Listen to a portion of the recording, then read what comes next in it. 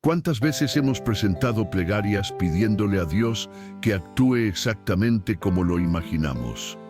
Queremos que esa puerta se abra, que esa persona vuelva, que esa oportunidad no se nos escape. Sin embargo, pocas veces nos detenemos a pensar si lo que anhelamos es realmente lo que necesitamos. La realidad es que nuestro corazón suele aferrarse a lo inmediato, a la solución más rápida y sencilla.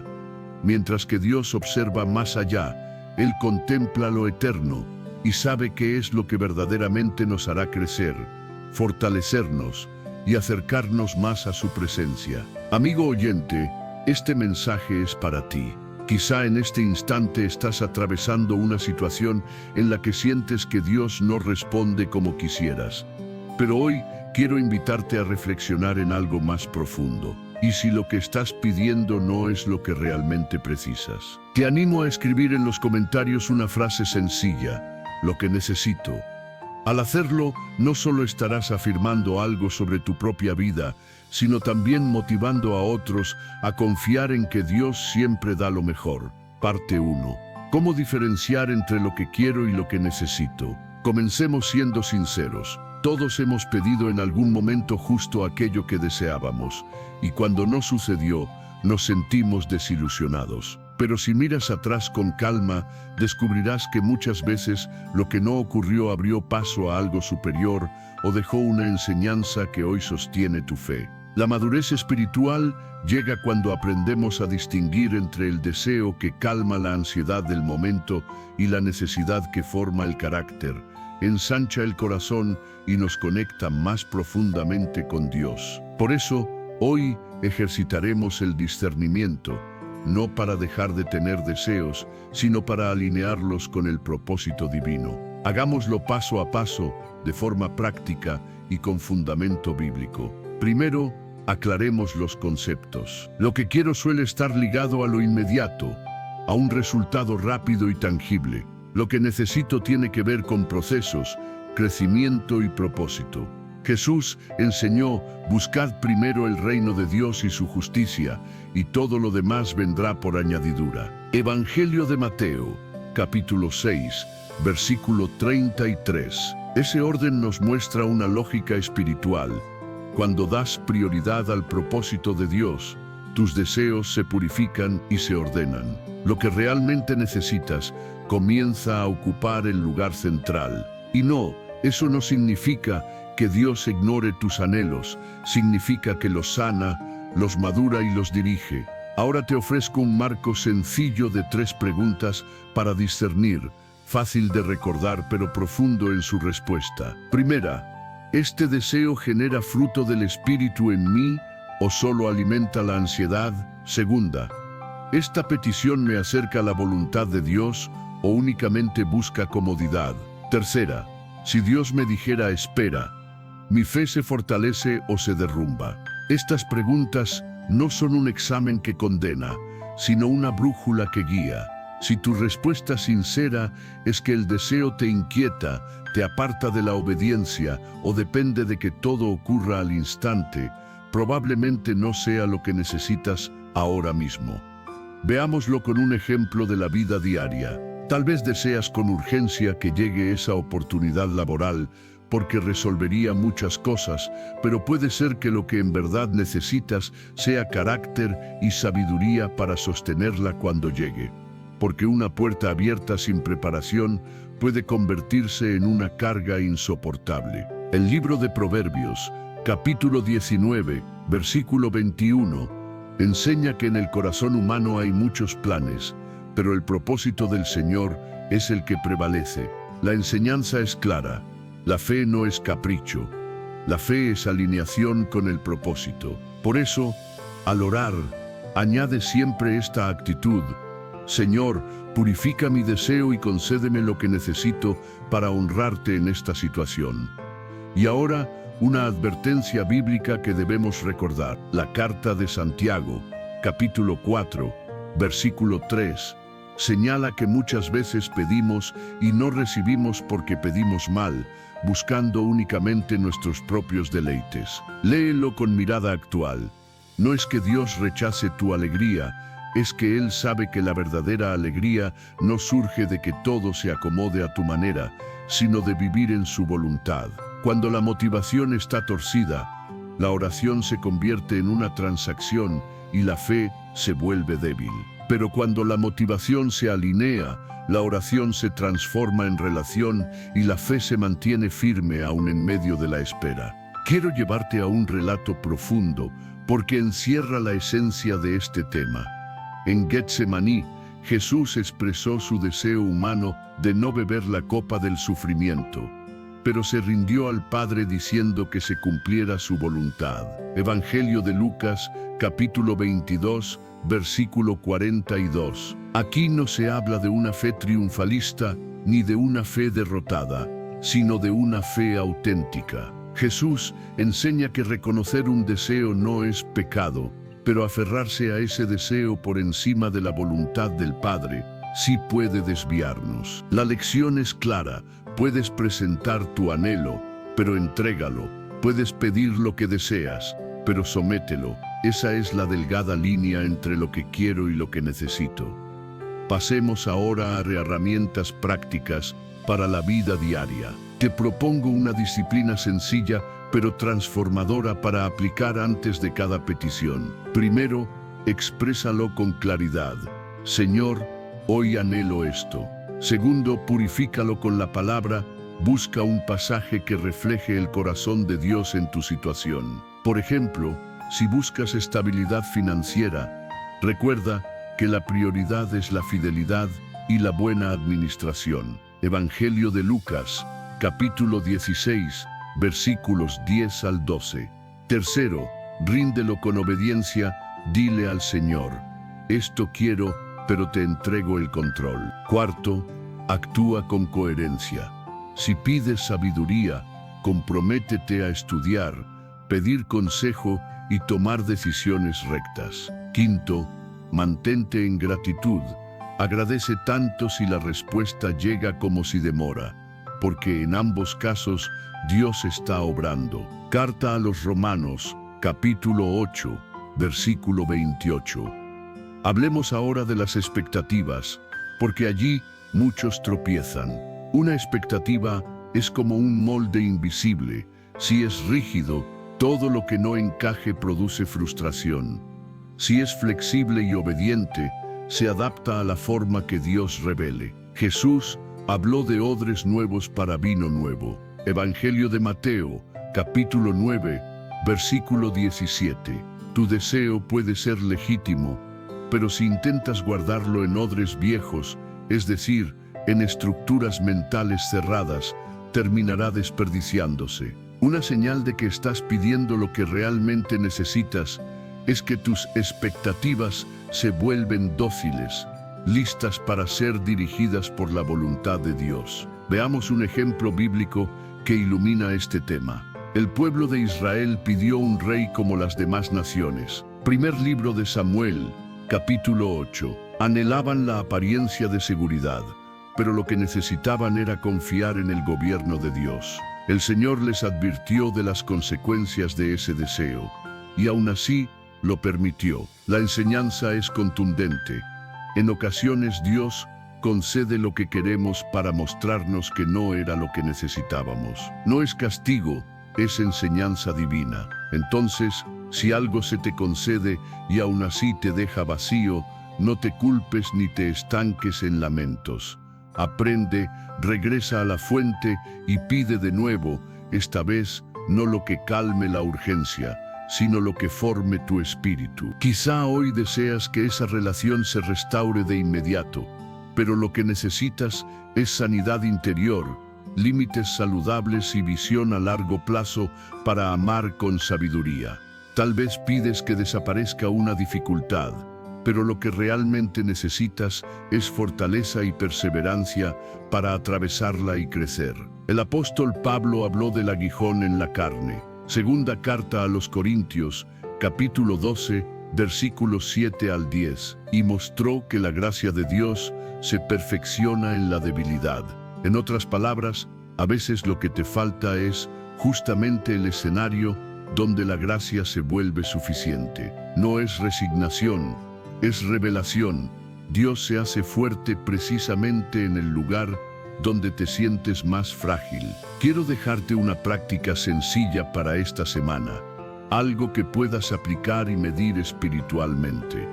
Primero, identifica una petición que lleves tiempo presentando y escríbela en una frase breve. Segundo, formula la versión depurada de esa petición alineada al propósito. Por ejemplo, en lugar de decir, dame ese puesto ya, ora Señor, dame la oportunidad que me permita servir con excelencia, crecer en carácter y bendecir a otros. Tercero, añade una acción concreta que muestre tu acuerdo con la voluntad de Dios. Si pides oportunidades laborales, actúa con integridad, capacítate y sirve con excelencia desde ahora. Cuarto, establece un hábito de gratitud diaria por pequeñas señales de avance, aunque no sean la respuesta final. Quinto, rinde cuentas a alguien maduro en la fe, porque la obediencia se fortalece en comunidad. Regresemos al centro del asunto con una promesa que ha sostenido a innumerables creyentes en tiempos de incertidumbre. En el libro de Jeremías, capítulo 29, versículo 11, se nos recuerda que Dios tiene pensamientos de bienestar y no de mal para darnos un futuro lleno de esperanza. Esto no es un simple lema, es un cimiento sólido. Si Dios piensa bien de ti, puedes confiar en que su respuesta, su tiempo y su camino serán siempre superiores a cualquier estrategia humana. Por eso, repítelo con convicción. Señor, yo quiero, pero tú sabes lo que necesito.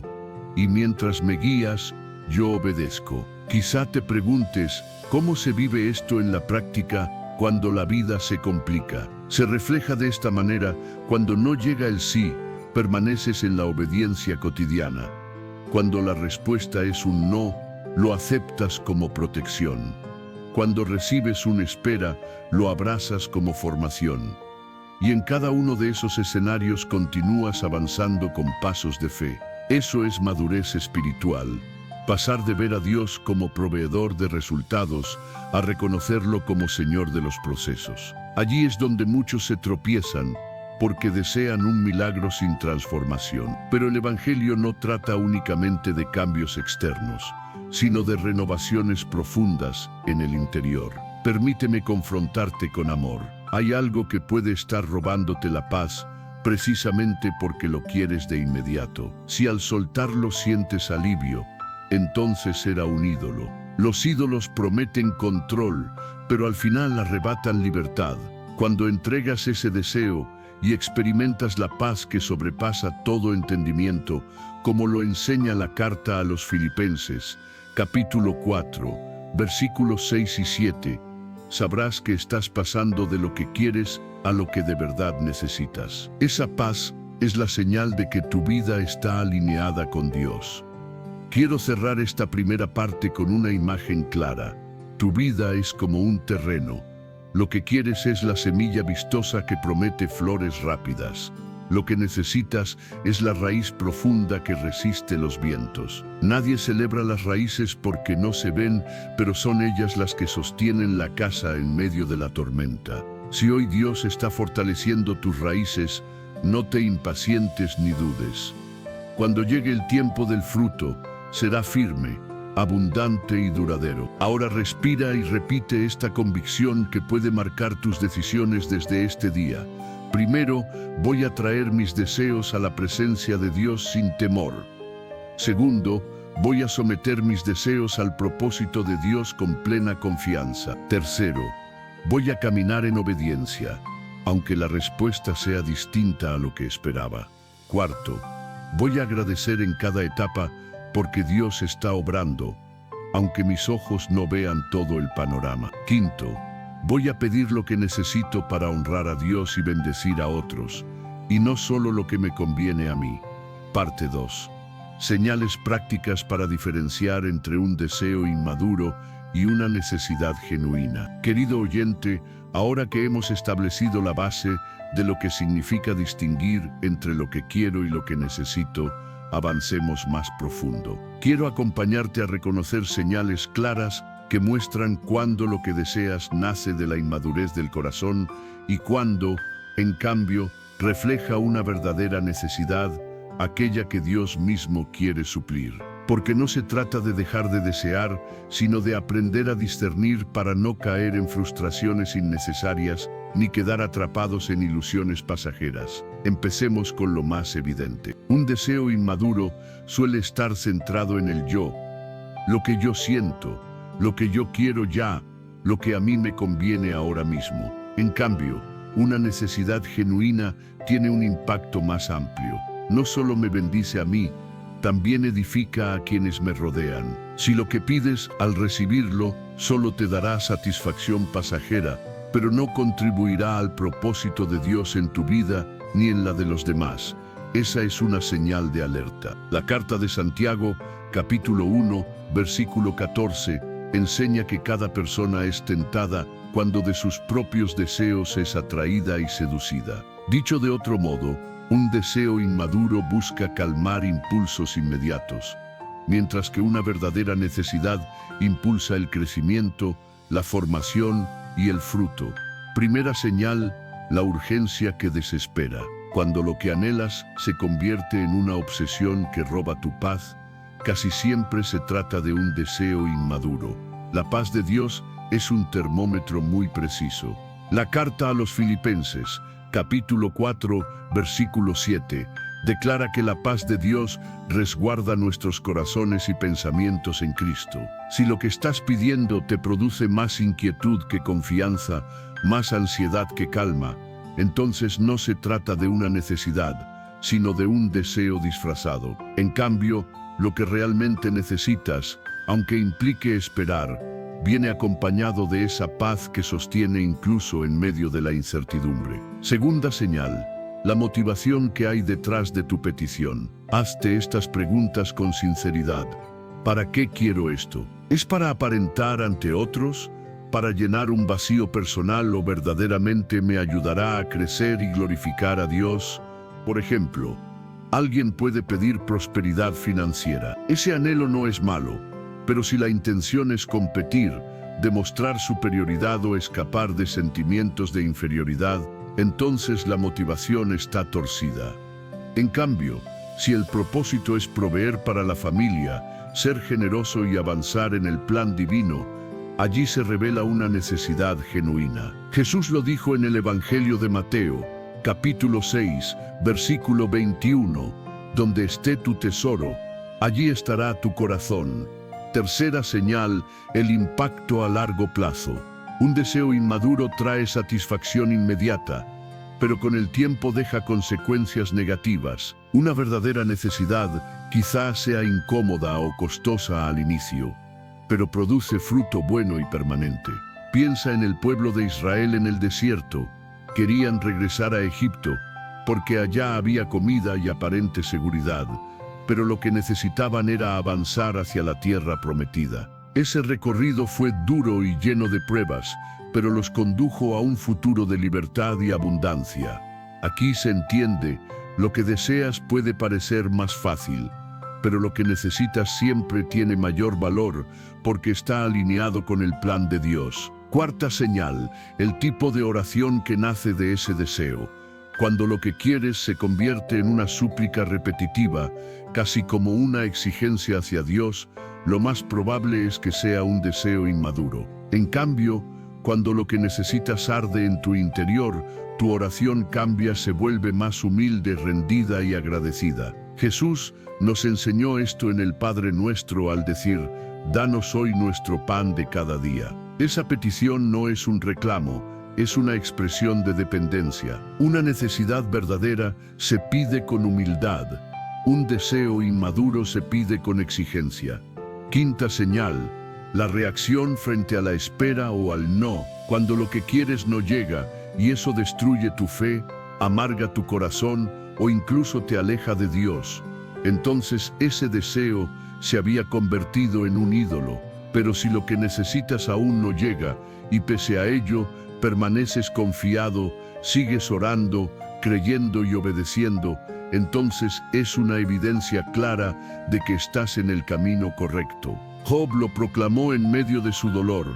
Aunque él me quitare la vida, en él esperaré. Libro de Job, capítulo 13, versículo 15. Esa es la voz de alguien que comprendió que la fe no depende de que Dios cumpla un capricho, sino de confiar en que Él sabe lo que verdaderamente necesitamos, incluso en medio del sufrimiento. Déjame ilustrarlo con un caso práctico. Imagina a un joven que ora por una relación sentimental específica, convencido de que esa persona es la adecuada. Insiste una y otra vez pidiéndole a Dios que se la conceda, pero la relación no prospera. El joven se frustra e incluso duda de Dios. Sin embargo, con el tiempo entiende que lo que necesitaba no era a esa persona, sino aprender a valorar su identidad en Cristo, sanar heridas y construir una base firme antes de asumir un compromiso serio. Lo que quería era compañía inmediata.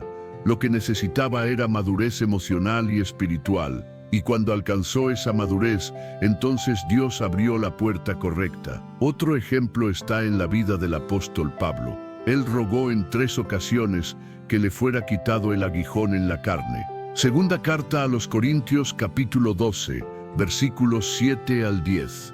Pablo deseaba alivio, pero lo que necesitaba era experimentar la suficiencia de la gracia de Dios. La respuesta fue: te basta mi gracia. Allí quedó demostrado que el no de Dios muchas veces es el sí a lo que realmente necesitamos. Quiero invitarte ahora a un ejercicio de discernimiento que puedes aplicar en tu vida diaria. Antes de orar por algo en particular, escribe tu petición y luego formula una segunda versión enfocada en la verdadera necesidad que podría estar detrás de ese deseo.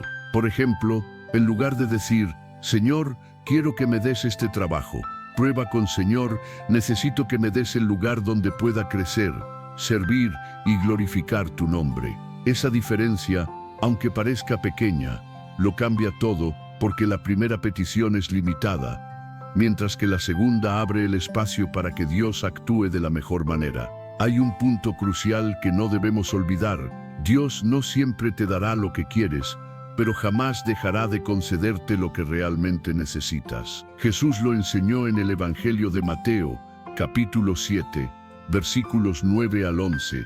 ¿Acaso algún padre, si su hijo le pide pan, le dará una piedra? ¿O éste, si pide un pez, le dará una serpiente? Pues si ustedes, siendo humanos, saben dar cosas buenas a sus hijos, cuánto más su Padre Celestial dará cosas buenas a quienes se lo pidan. Esto nos muestra que incluso cuando parece que Dios retiene algo, en realidad está protegiéndote de lo que podría dañarte y guardando lo que de verdad te conviene. Aquí hay una lección final para cerrar esta parte: cuando aprendes a orar por lo que necesitas y no solo por lo que deseas, comienzas a vivir con menos frustración, menos ansiedad y con mucha más confianza. Tus oraciones dejan de ser una lista de exigencias y se convierten en un diálogo vivo con tu Padre Celestial. Dejas de ver a Dios como alguien que te debe favores y lo reconoces como el Padre sabio, que sabe cuándo, cómo y qué dar. Si te quedas con una sola frase de todo esto, que sea esta: lo que quiero es pasajero, lo que necesito permanece. Esa diferencia puede ahorrarte muchas lágrimas y llevarte a experimentar la fidelidad de Dios en niveles más profundos. Parte 3. Cómo transformar nuestras oraciones de lo que quiero a lo que necesito. Querido oyente, hasta aquí hemos hablado sobre la diferencia entre lo que deseo y lo que necesito, y de las señales que nos ayudan a distinguir cuándo pedimos desde la inmadurez o desde una verdadera necesidad. Pero surge una pregunta esencial: ¿cómo hacerlo en la práctica? Porque no basta con entenderlo en teoría, lo importante es aplicarlo en la vida real. Quiero guiarte paso a paso para aprender a pasar de pedir caprichos momentáneos a orar de manera profunda, alineada con la voluntad de Dios. El primer paso es reconocer tu deseo sin sentir culpa. Muchas veces pensamos que expresar lo que queremos es egoísta o poco espiritual, pero Jesús mismo mostró lo contrario. En Getsemaní oró con transparencia: Padre, si quieres, aparta de mí esta copa. Allí vemos la sinceridad del corazón humano ante Dios. No se trata de reprimir tus anhelos, sino de traerlos a su luz. El problema no es desear, el problema es aferrarse a ese deseo como si fuera la única opción. Por eso, el primer ejercicio es abrir tu oración diciendo con honestidad qué quieres, sin disfraces y con tus propias palabras. Ese es el inicio del proceso. El segundo paso es someter ese deseo a la palabra de Dios. Aquí sucede la primera gran transformación. Cuando tu oración se limita únicamente a tu anhelo, corre el riesgo de quedarse en lo superficial. Pero cuando lo pasas por el filtro de la palabra, se convierte en algo más firme y profundo. Imagina que estás orando por prosperidad económica. Pregúntate, ¿qué dice la Escritura sobre este tema? En el libro de Deuteronomio, capítulo 8, versículo 18, se nos recuerda que es Dios quien nos da la capacidad de generar riquezas para confirmar su pacto. Entonces, tu oración ya no será solo dame dinero, sino Señor, concédeme los recursos y la sabiduría para ser fiel, administrar con rectitud y que tu nombre sea honrado en mi vida. ¿Ves la diferencia? Lo que quieres se convierte en lo que necesitas: fidelidad, sabiduría y propósito. El tercer paso es aprender a soltar el control. Aquí probablemente se encuentre el mayor desafío, porque rendirse significa dejar ir. Es declarar, Señor, esto es lo que yo anhelo, pero que se cumpla tu voluntad y no la mía. Y conviene detenernos en esto, porque muchas veces esa frase se dice con los labios, pero en lo profundo seguimos aferrados a nuestras propias expectativas.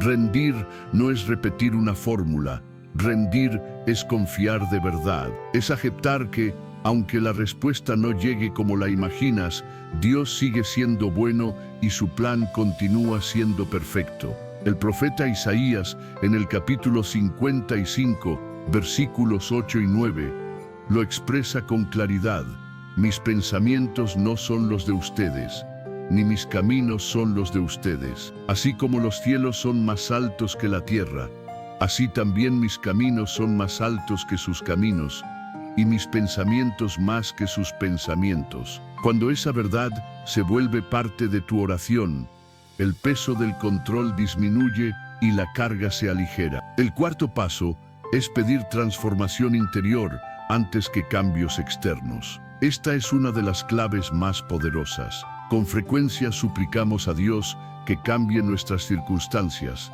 pero lo que realmente necesitamos es que Él nos transforme en medio de ellas. ¿Quieres paz? Tal vez lo que necesitas es paciencia. ¿Quieres que el dolor se vaya? Puede ser que lo que requieras sea fortaleza para atravesarlo y madurar. ¿Quieres que alguien cambie? Quizá lo que necesitas es humildad para perdonar y sabiduría para establecer límites. En la carta a los Romanos, capítulo 12, versículo 2, Pablo exhorta a no conformarnos a este mundo, sino a ser transformados mediante la renovación del entendimiento, para comprobar la buena voluntad de Dios, agradable y perfecta. Esa transformación interna es la que convierte tu oración en una obra profunda y duradera, no en un simple alivio pasajero. El quinto paso es alinear tu oración con el propósito eterno de Dios. Cuando Jesús enseñó a orar, comenzó diciendo: santificado sea tu nombre, venga tu reino, hágase tu voluntad. Antes de pedir pan, perdón o protección, lo primordial era el propósito eterno: que Dios sea exaltado, que su reino avance y que su voluntad prevalezca. Esa es la brújula de toda oración. Pregúntate, ¿cómo encaja este deseo en el plan de Dios? Si tu oración busca que Él sea glorificado y que otros sean bendecidos, entonces ya estás pasando de lo que quiero a lo que necesito. Porque lo que realmente necesitas siempre estará vinculado a la gloria de Dios y al bien de los demás. Quiero que lo visualices así. Imagina tu vida como una vasija en manos del alfarero. Tú llevas el barro con tus sueños, tus deseos y tus planes, pero es Dios quien moldea la vasija y sabe qué forma debe tener para cumplir su propósito. Quizá quieras ser un vaso llamativo y decorado, pero lo que necesitas es ser una jarra fuerte, capaz de contener agua para saciar la sed de otros. El alfarero no se equivoca, aunque al principio no comprendas la forma que está dando. Y cada oración rendida es como decir: Señor, aquí está mi barro, haz de mí la vasija que tú necesitas. Déjame ilustrarlo con un ejemplo práctico. Tal vez estás orando por un ascenso en tu trabajo. Lo deseas porque representaría más ingresos, más reconocimiento y más seguridad. Pero al orar con esta perspectiva, descubres que lo que realmente necesitas no es el ascenso en sí, sino la sabiduría para administrar bien lo que ya tienes, el carácter para liderar con integridad y la humildad para servir sin importar el cargo. Y cuando esos valores se forman en ti, el ascenso llegará en el momento preciso, no como un capricho, sino como fruto natural de tu preparación y fidelidad. Ahora te propongo un ejercicio sencillo que puedes practicar cada noche antes de dormir. Toma una petición y escríbela en 2 columnas. En la primera anota lo que quieres: Señor, quiero esto. En la segunda reescribe esa misma petición, enfocándola en lo que realmente necesitas. Señor, necesito esto para crecer, para honrarte y para bendecir a otros. Este hábito simple comenzará a entrenar tu mente y tu espíritu para orar de manera más profunda y en sintonía con el corazón de Dios. No olvides algo fundamental: la oración no cambia a Dios, la oración nos transforma a nosotros. Él ya conoce lo que necesitas antes de que lo pronuncies. Evangelio de Mateo, capítulo 6, versículo 8. Entonces, ¿por qué orar? Porque al hacerlo te alineas, te acercas, te formas. Orar no es intentar convencer a Dios de tus planes, sino permitir que Él te convenza de los suyos, que siempre son mejores. Déjame dejarte una frase para guardar en tu corazón: mis deseos varían con el tiempo, pero mis necesidades eternas ya son conocidas por Dios. Esa certeza debe darte paz. Así que la próxima vez que ores, no te desanimes si no ves resultados inmediatos. Recuerda que quizá Dios está respondiendo no al darte lo que pides, sino al formarte en lo que realmente necesitas. Quiero cerrar esta parte con una pregunta que puede ser un ejercicio espiritual poderoso. ¿Qué pasaría si Dios respondiera todas tus oraciones exactamente como las formulas? Tal vez tendrías alegrías rápidas, pero también consecuencias inesperadas. ¿Y qué sucedería si Dios respondiera todas tus oraciones dándote lo que en verdad necesitas? Entonces vivirías en crecimiento, en paz y en propósito. Aunque no todo fuera sencillo, la diferencia sería enorme. Y ahí está el secreto: confiar en que el Padre sabe más que el Hijo, que el Creador conoce más que la criatura. Parte 4. ¿Cómo mantenernos firmes en la espera cuando lo que necesitamos aún no ha llegado? Querido oyente, llegamos a un punto que toca fibras profundas de nuestra fe: la espera. Porque si ya entendimos que muchas veces lo que queremos no es lo mismo que lo que necesitamos, ahora enfrentamos un desafío aún mayor. Ese tiempo intermedio en el que sabemos que Dios está obrando, pero aún no vemos con nuestros ojos la respuesta que anhelamos. Y quiero detenerme aquí contigo, porque la espera puede ser uno de los escenarios más duros en la vida espiritual, pero también uno de los más fructíferos cuando aprendemos a vivirla en confianza. Lo primero que debes comprender es que la espera nunca es pérdida de tiempo delante de Dios. A los ojos humanos, esperar parece estancamiento, pero en el plan divino la espera es un taller invisible, donde tu carácter, tu fe y tu confianza son moldeados. Isaías, capítulo 40, versículo 31, lo afirma con firmeza: los que esperan en el Señor renovarán sus fuerzas, levantarán alas como las águilas, correrán y no se cansarán, caminarán y no se fatigarán. Observa algo clave: no dice los que reciben de inmediato, sino los que esperan. En otras palabras, la fortaleza espiritual se forja en medio de la espera.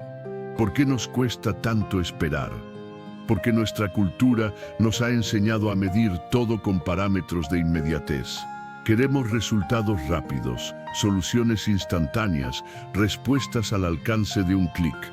Pero Dios no se ajusta a los relojes humanos. Su tiempo es perfecto, aunque no coincida con nuestra agenda.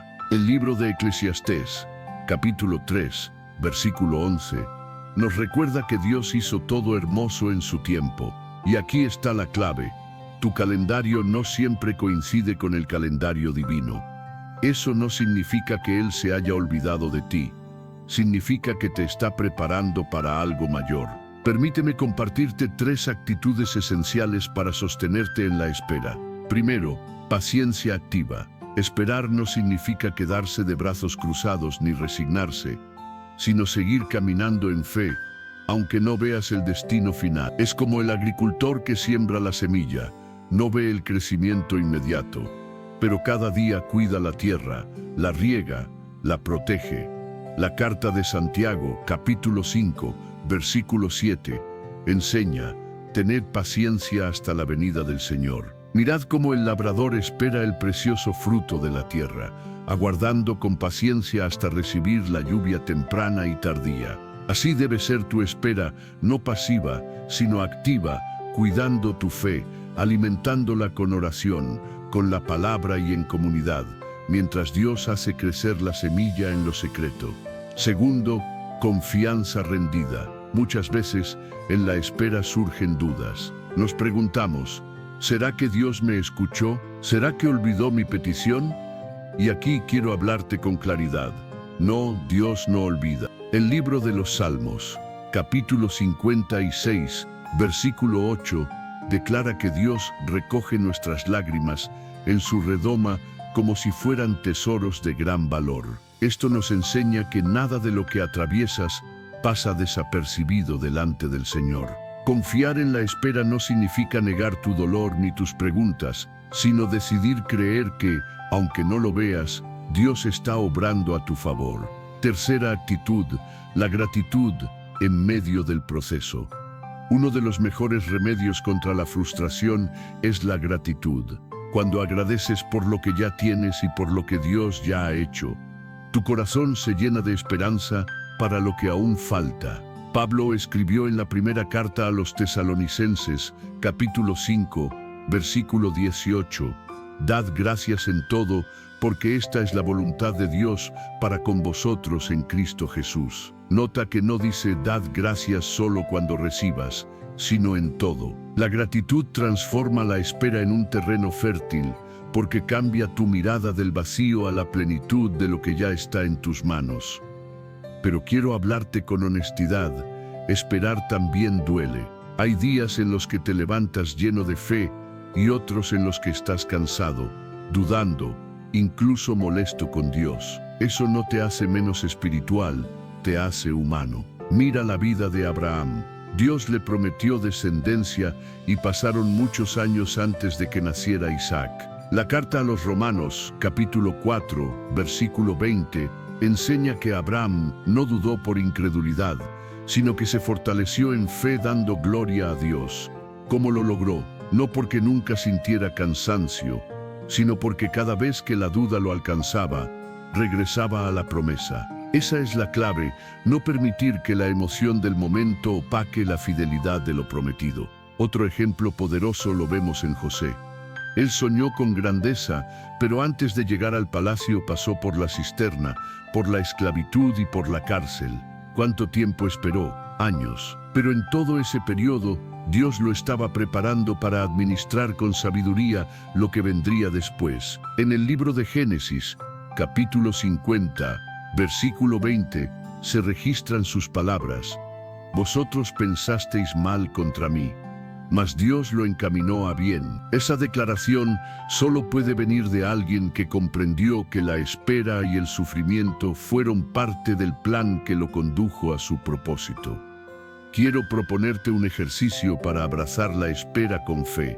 Cada vez que ores, en lugar de preguntar: «Señor, ¿por qué tardas?», atrévete a decir: «Señor, ¿qué quieres enseñarme en este tiempo?». Esa pregunta cambia tu perspectiva, La espera deja de parecer un castigo y se convierte en oportunidad, porque quizás lo que necesitas no es únicamente la respuesta final, sino las lecciones del trayecto. Y esas lecciones, querido oyente, también son parte del regalo de Dios. Recuerda, lo que quieres muchas veces apunta a la meta, pero lo que necesitas está en el proceso. Si solo miras el destino, perderás de vista la obra que Dios está haciendo en ti durante el camino. David fue ungido como rey cuando aún era muy joven, pero antes de gobernar pasó años huyendo, escondiéndose en cuevas y enfrentando sus temores. Esa etapa no fue pérdida, fue preparación, y gracias a ese tiempo de espera, David pudo declarar en el Salmo 23, «Aunque ande en valle de sombra de muerte, no temeré mal alguno, porque tú estarás conmigo». Esa confianza solo se forma en el valle, no en la cima. Permíteme dejarte una imagen en el corazón. La espera es como el invierno. Todo parece quieto, incluso muerto, pero bajo la tierra las raíces se fortalecen, preparándose para la primavera. Tal vez tu vida hoy parezca detenida, pero lo que no ves es que Dios está afirmando tus raíces para que, cuando llegue el tiempo de florecer, tu fruto sea abundante y duradero. Así que la próxima vez que te encuentres en medio de la espera, repite esta convicción: lo que quiero me desespera, pero lo que necesito me prepara. Esa frase puede ser tu ancla en medio de la tormenta de la impaciencia. Quiero cerrar esta parte recordándote algo. Dios nunca llega tarde, siempre llega en el momento preciso. Y aunque tus ojos aún no vean la respuesta, tu fe puede sostenerse en la certeza de que su plan es perfecto. Parte 5. ¿Cómo aceptar con humildad el no de Dios y descubrir en ello su amor y protección? Querido oyente, hemos llegado a una de las verdades más difíciles en la vida espiritual. El momento en que Dios responde con un no a nuestras oraciones.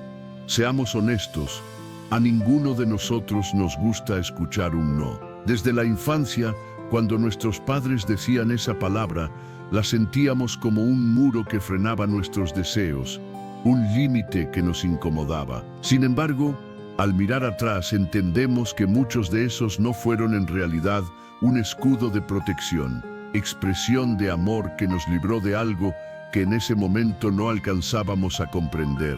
Con Dios ocurre exactamente lo mismo. Hoy quiero invitarte a mirar su no como un rechazo, sino como la confirmación de que su amor es más sabio que nuestros anhelos.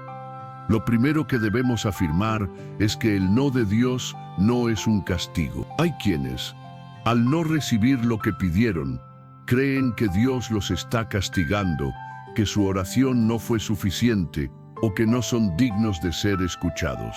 Pero no es así. El no de Dios no nace de un corazón que condena, sino de un Padre que protege. El Salmo 84, versículo 11, lo declara con claridad. Porque sol y escudo es Jehová Dios, gracia y gloria dará Jehová. No negará el bien a los que andan en integridad. ¿Lo ves? No negará el bien. Esto significa que cuando dice no es por falta de amor, sino porque aquello no era realmente bueno para ti. En segundo lugar, debemos comprender que un no también es una respuesta. A veces nos frustramos porque creemos que Dios guarda silencio, pero que no diga sí no significa ausencia. Significa que su respuesta es distinta. Pablo pidió en 3 ocasiones que le fuera quitado el aguijón en la carne, y la respuesta fue clara: te basta mi gracia. Ese no se convirtió en una revelación profunda de dependencia y fortaleza espiritual.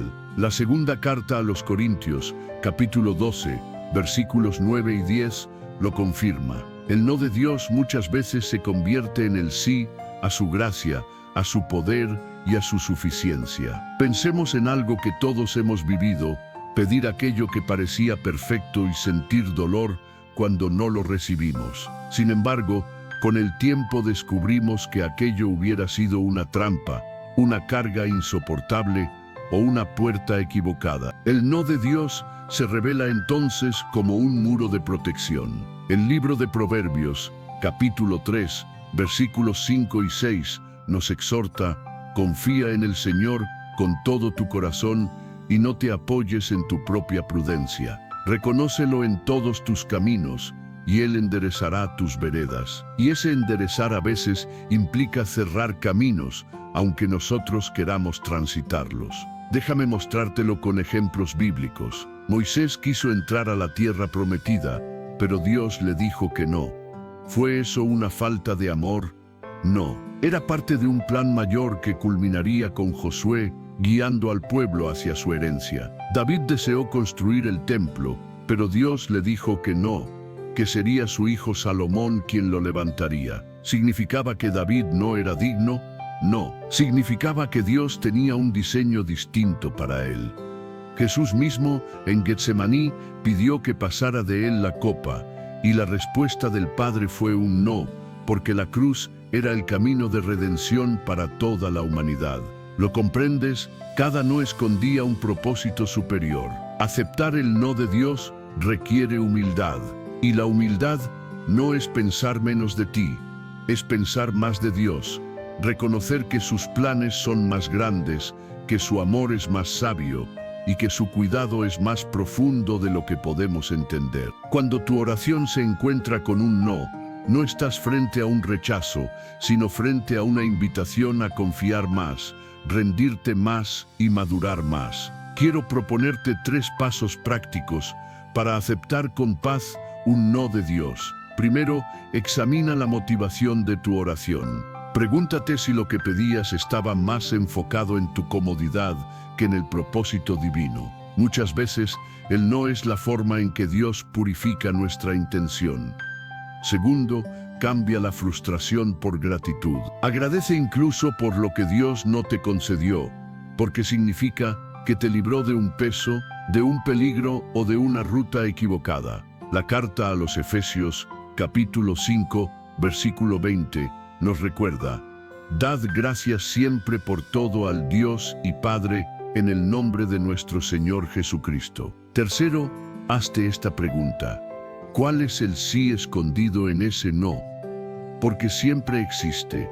Cuando Dios dice no a una relación, en realidad puede estar diciendo sí a tu sanidad interior. Cuando cierra una puerta de trabajo, puede estar diciendo sí a tu preparación para algo mayor. Cuando niega un deseo inmediato, puede estar diciendo sí a tu crecimiento eterno. Déjame regalarte una imagen sencilla para guardar en tu corazón.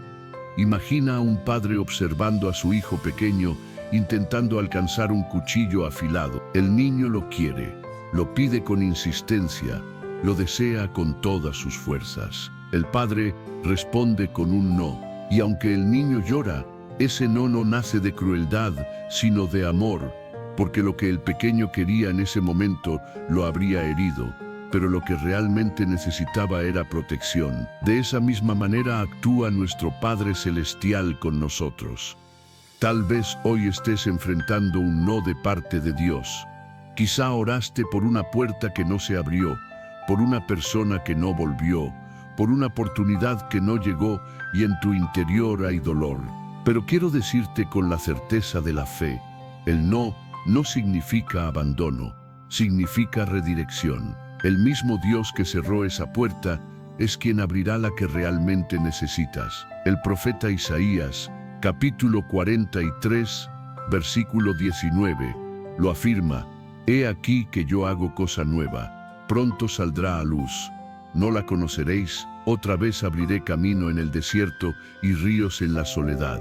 Por eso, en vez de ver el no como un final, míralo como un inicio, un comienzo hacia algo que hoy no entiendes, pero que mañana agradecerás. Y mientras tanto, aprende a descansar en la fidelidad de Dios, porque aunque te diga no a algo que deseas, siempre te dirá sí a su amor, a su gracia, a su presencia y a su compañía. Quiero dejarte con esta frase que puede marcar tu fe. Un no de Dios siempre está lleno de síes escondidos. Sí a tu crecimiento. Sí a tu protección. Sí a tu propósito eterno. Parte 6. ¿Cómo conformar nuestros deseos al corazón de Dios? Querido oyente, Hasta aquí hemos visto la diferencia entre lo que quiero y lo que necesito. Hemos hablado de la espera y también del no de Dios. Ahora viene un paso aún más profundo: aprender a conformar nuestros deseos al corazón de Dios. Porque la verdadera madurez espiritual no consiste solo en aceptar un no, ni en soportar la espera, sino en llegar al punto donde lo que anhelamos empieza a coincidir con lo que Dios quiere para nosotros. Y ese es quizás el terreno más fértil donde la fe florece. El Salmo 37, versículo 4, lo expresa así: deleítate a sí mismo en el Señor, y Él te concederá las peticiones de tu corazón. Este pasaje no significa que Dios sea un genio que concede caprichos, sino que cuando tu deleite está en Él, cuando tu gozo y satisfacción se encuentran en su presencia, tus deseos comienzan a alinearse con los suyos. En otras palabras, tus peticiones ya no nacen solo de tu voluntad, sino de un corazón moldeado por el Espíritu Santo. Y entonces pedir y recibir se convierten en un ciclo natural de relación, no en una lista de exigencias. ¿Cómo avanzar hacia esa alineación? Permíteme proponerte un proceso en varios pasos, largo y profundo, porque no ocurre de la noche a la mañana, sino a lo largo de toda la vida espiritual. Primero, cultiva intimidad con Dios más allá de las peticiones. El primer paso es aprender a estar con Él por lo que es, no únicamente por lo que puede darte. ¿Te has dado cuenta de que muchas veces oramos solo para pedir? Imagina una amistad en la que solo hablas cuando necesitas algo. Sería superficial. Con Dios pasa igual. Si tu tiempo con Él se reduce a peticiones, tus propios deseos seguirán dominando la conversación. Pero cuando aprendes a pasar tiempo en adoración, en silencio, en contemplación de su grandeza, tu corazón comienza a latir al ritmo del suyo, y allí ocurre la verdadera transformación. Tus deseos ya no nacen solo de ti, sino del deleite de estar en Él. Segundo, renueva tu mente con la palabra. La carta a los Romanos, capítulo 12, versículo 2, enseña: no os conforméis a este mundo, sino transformaos mediante la renovación de vuestro entendimiento, para que comprobéis cuál es la buena voluntad de Dios, agradable y perfecta. Aquí encontramos un principio clave. Una mente renovada por la palabra comienza a desear lo que Dios desea. Sin ella, nuestros anhelos se forman según lo que dicta el mundo: comparaciones, presiones, urgencias. Con la palabra, en cambio, los deseos se limpian porque aprendemos a entender el propósito eterno de Dios. Tercero, aprende a escuchar la voz del Espíritu. El Espíritu Santo no solo trae consuelo, también guía. Jesús dijo en el Evangelio de Juan, capítulo 16, versículo 13, que el Espíritu de verdad nos conducirá a toda verdad. Esa guía incluye la formación de nuestros deseos. Habrá momentos en que sentirás un impulso fuerte hacia algo, pero si lo llevas en oración, el Espíritu producirá paz o inquietud. La paz es señal de que ese deseo está alineado con la voluntad divina. La inquietud, en cambio, es una alerta de que aún se requiere rendición. Aquí es vital discernir, porque no todo lo que parece bueno es lo que realmente necesitas. Cuarto, practica la obediencia progresiva. Nuestros deseos se alinean con Dios no solo en la oración, sino también en la obediencia diaria. Jesús enseñó en el Evangelio de Lucas, capítulo 16, versículo 10, que quien es fiel en lo poco también lo es en lo mucho. Cada acto de obediencia, aunque parezca mínimo, moldea tu corazón. Cuando eliges perdonar, servir o mantener la integridad, tu interior se entrena para desear lo que agrada a Dios. No se trata de esperar grandes ocasiones para obedecer, sino de ejercitarse cada día en lo que parece pequeño, pero forma un carácter eterno. Quinto, entiende que el Espíritu transforma incluso los deseos más profundos. Tal vez pienses que tus anhelos más enraizados son imposibles de cambiar, pero la obra del Espíritu es precisamente transformar lo que creías intocable. En el libro de Ezequiel, capítulo 36, versículo 26, Dios afirma: Os daré un corazón nuevo, y pondré espíritu nuevo dentro de vosotros. Quitaré de vuestra carne el corazón de piedra, y os daré un corazón de carne.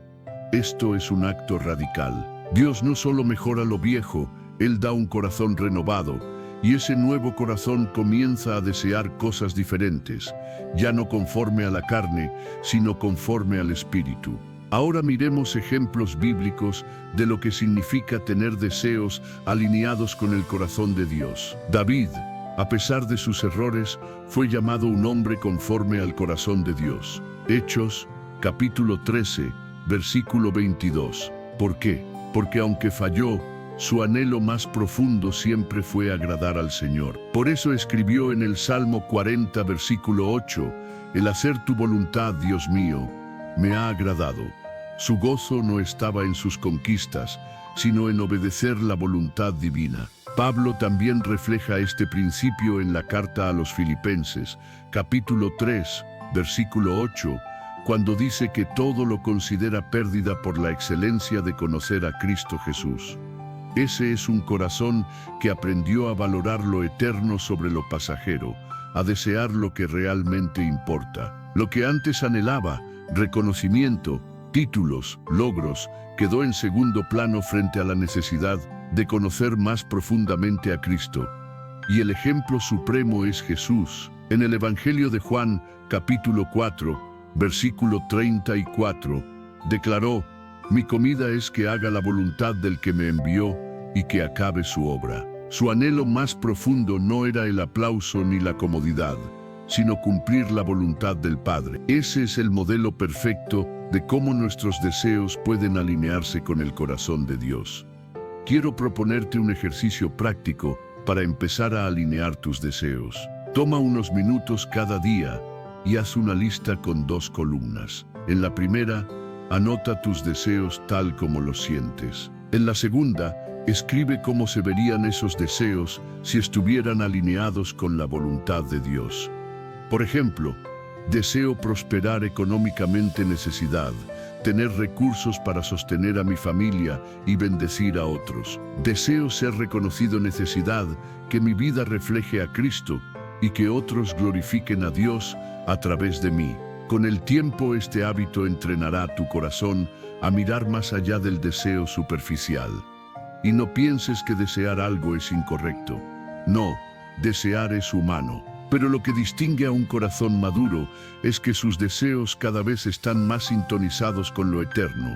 Por eso, en lugar de pelear contra cada uno de tus anhelos, entrégaselos a Dios y deja que Él los refine. Como el orfebre que somete el oro al fuego, quitará las impurezas hasta que tu deseo brille con su verdadero propósito. Te dejo una frase para guardar en tu corazón. Cuando tu corazón se alinea con el de Dios, lo que quieres y lo que necesitas terminan siendo lo mismo. Esa es la meta de la vida cristiana, que tu voluntad y la suya caminen en perfecta armonía. Quiero cerrar esta parte con una imagen poderosa. Imagina un instrumento musical. Si está desafinado, cada nota sonará fuera de lugar, aunque el músico sea talentoso. Pero cuando se ajusta al tono correcto, todo fluye en armonía. Así somos nosotros. Nuestros deseos son como cuerdas que deben afinarse al corazón de Dios. Y cuando eso ocurre, nuestra vida se convierte en una melodía que refleja su gloria. Parte 7. ¿Cómo vivir con fe y esperanza cuando lo que necesitamos aún no llega? Querido oyente, ya hemos aprendido a distinguir entre lo que quiero y lo que necesito, a aceptar la espera y a enfrentar con humildad el no de Dios. También vimos que cuando nuestros deseos empiezan a alinearse con el corazón del Señor, algo profundo se transforma en nuestra vida espiritual. Pero ahora surge un terreno que todos atravesamos. ¿Qué hacer cuando ya entendimos todo esto y aún así lo que necesitamos todavía no llega? Ese espacio, esa tensión entre la promesa y el cumplimiento, entre la necesidad y la provisión, puede convertirse en el lugar donde se forja una fe inquebrantable o en el punto donde muchos se rinden. Por eso quiero que juntos descubramos cómo mantenernos firmes, llenos de esperanza, incluso cuando el reloj sigue avanzando y la respuesta aún no se ve. Lo primero que debemos comprender es que la fe no se mide por lo que recibes, sino por cómo te sostienes en lo que todavía no ves. La carta a los Hebreos, capítulo 11, versículo 1, define la fe como la certeza de lo que se espera y la convicción de lo que no se ve. Esto significa que la fe no depende de pruebas visibles para existir. Se alimenta de la confianza en el carácter de Dios. Si solo crees cuando obtienes lo que pediste, eso no es fe, es satisfacción inmediata. La fe verdadera se manifiesta cuando todo a tu alrededor parece gritar que no hay salida, pero en tu corazón sigues diciendo, confío en ti, Señor. Ahora bien, la pregunta práctica es, ¿cómo sostener esa fe cuando la espera se alarga? Quiero proponerte 4 actitudes clave. Primero, aprende a recordar lo que Dios ya hizo. La memoria espiritual es un arma poderosa contra la desesperanza. El pueblo de Israel levantaba altares cada vez que Dios obraba de manera especial, como recordatorios visibles de su fidelidad. Nosotros también necesitamos ejercitar la memoria. Cuando te sientas desanimado porque la respuesta no llega, recuerda aquellas veces en que Dios sí respondió, en que abrió una puerta, en que te sostuvo cuando pensabas que no podías más. El Salmo 103, versículo 2, lo dice así: bendice alma mía a Jehová, y no olvides ninguno de sus beneficios. Recordar no es vivir en nostalgia, es darle combustible a tu fe. Segundo, vive cada día con una esperanza activa. La esperanza bíblica no es un simple ojalá pase, sino la seguridad de que Dios cumplirá lo prometido. La carta a los Romanos, capítulo 8, versículo 24, enseña, en esperanza fuimos salvos, pero la esperanza que se ve no es esperanza, porque lo que alguno ve, ¿a qué esperarlo? La esperanza es el motor que te impulsa a levantarte cada mañana con expectativa, aunque aún no tengas lo que buscas. Y quiero ser claro, tener esperanza no significa negar la realidad, significa abrazar la promesa que es más grande que la realidad. Tercero, redefine lo que entiendes por provisión. Muchas veces pensamos que provisión es únicamente recibir lo que pedimos, pero la provisión de Dios puede expresarse de diferentes maneras. A veces es un sí inmediato, a veces es la fortaleza para esperar, a veces es la compañía de personas que Él pone a tu lado para sostenerte. Otras veces es la paz que guarda tu corazón en medio del proceso. La carta a los Filipenses, capítulo 4, versículo 19, lo afirma con claridad. Mi Dios suplirá todo lo que os falte conforme a sus riquezas en gloria en Cristo Jesús. Mira bien, suplirá lo que falta, no únicamente lo que pedimos de manera literal, sino aquello que realmente necesitamos en el momento oportuno. Cuarto, convierte la espera en un espacio de preparación. En lugar de preguntarte una y otra vez por qué la respuesta aún no llega, pregúntate, ¿para qué me está preparando Dios en este tiempo? David fue ungido como rey, pero pasaron muchos años antes de que se sentara en el trono. Ese tiempo no fue pérdida. Lo formó en liderazgo, en valentía y en dependencia de Dios. Si hoy lo que necesitas aún no ha llegado, no significa que estés detenido, significa que estás en entrenamiento. Cada oración, cada lágrima y cada paso de obediencia en medio de la incertidumbre son parte del gimnasio espiritual donde tu fe se fortalece. Déjame ilustrarlo con algo cotidiano. Piensa en un atleta que se prepara para una competencia. El día de la carrera dura solo unos minutos, pero el entrenamiento toma meses o incluso años. Sin disciplina previa, el atleta no resistiría. De la misma manera, lo que esperas de Dios puede llegar en un instante. Pero el proceso previo es la preparación que asegura que podrás sostenerlo.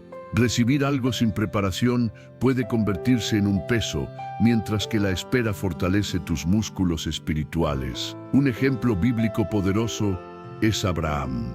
Dios le prometió descendencia cuando aún no tenía hijos y pasaron muchos años antes de que naciera Isaac.